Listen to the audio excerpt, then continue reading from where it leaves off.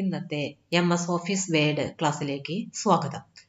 ഇന്ന് നമുക്ക് ടൈപ്പ് ചെയ്തതിനു ശേഷം കേസ് എങ്ങനെയാണ് ചേഞ്ച് ചെയ്യാന്ന് നോക്കാം. അതായത് നമ്മൾ ടൈപ്പ് ചെയ്തത് സ്മോൾ ലെറ്ററിലാണ് അല്ലെങ്കിൽ ക്യാപിറ്റൽ ലെറ്ററിലാണ്. അതിന് നമുക്ക്